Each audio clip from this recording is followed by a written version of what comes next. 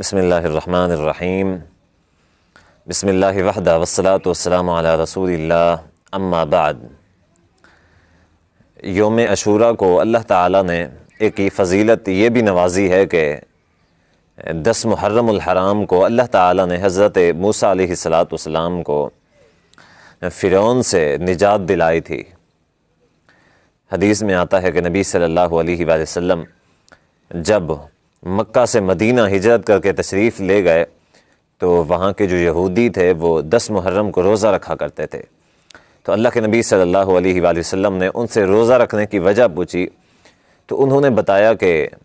اللہ تعالیٰ نے ہمارے نبی موسیٰ علیہ السلام کو فرعون سے 10 محرم کو نجات دی تھی، یعنی کہ فرعون جو غرق ہوا تھا وہ 10 محرم کو ہوا تھا، اللہ نے دریا 10 محرم کو عبور کروایا تھا، تو اسی خوشی میں ہم شکرانے کے طور پہ یہ روزہ رکھتے ہیں۔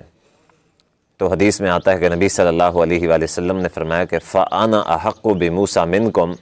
کہ میں موسیٰ علیہ السلام کے معاملے میں تم سے زیادہ حق رکھتا ہوں، یعنی کہ ہمارا زیادہ قریبی تعلق ہے کہ ہم بھائی ہیں،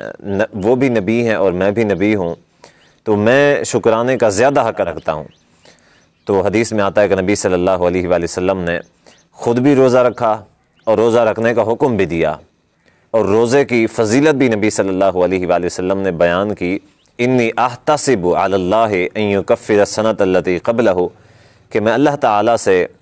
امید کرتا ہوں کہ اس روزے کے بدلے اللہ تعالیٰ پچھلے سال کے گناہ معاف فرما دے گا۔ اور اس روزے کے اندر نبی صلی اللہ علیہ وآلہ وسلم نے یہود کی مخالفت کرنے کا بھی حکم دیا۔ ایک حدیث میں تو آتا ہے کہ نبی صلی اللہ علیہ وسلم نے خود حکم دیا اور روزہ بھی رکھا، اور اسی طرح دوسری حدیث کے اندر آتا ہے کہ نبی صلی اللہ علیہ وآلہ وسلم نے یہودیوں کی مخالفت کرنے کا حکم دیا۔ تو حدیث میں آتا ہے کہ نبی صلی اللہ علیہ وسلم نے فرمایا کہ آئندہ سال 9 کا بھی روزہ ساتھ میں رکھوں گا، یعنی کہ اس روزے کے حوالے سے حکم یہ ہے کہ چونکہ یہودی 10 محرم الحرام کا روزہ رکھتے ہیں، تو اس کا طریقہ یہ ہے کہ یا تو انسان 10 کا روزہ تو رکھنا ہے، ان کی مخالفت کرنے کے لیے علماء کرام کہتے ہیں کہ یا پھر 9 کا ساتھ میں ملا لے، یا پھر 11 کا، یا 9 اور 10 محرم کا رکھ لینا چاہیے، یا پھر 10 اور 11 محرم کا رکھ لینا چاہیے۔ تو یہ روزہ انتہائی فضیلت کا حامل تھا۔ وسلم نے پھر اختیار دے دیا کہ جو اس روزے کو رکھنا چاہتا ہے وہ اس کو رکھے، اور جو چھوڑنا چاہتا ہے وہ چھوڑ دے، یعنی کہ یہ روزہ پہلے فرض تھا، نبی صلی اللہ علیہ وسلم نے اس روزے کا حکم دیا تھا، یہ روزہ فرض تھا، لیکن جب رمضان کے روزے فرض ہوئے تو نبی صلی اللہ علیہ وآلہ وسلم نے اس کی رخصت دے دی کہ جو رکھنا چاہتا ہے وہ رکھ لے اور جو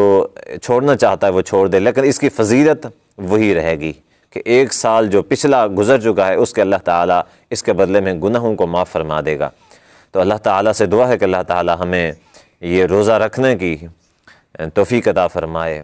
والسلام علیکم ورحمۃ اللہ وبرکاتہ۔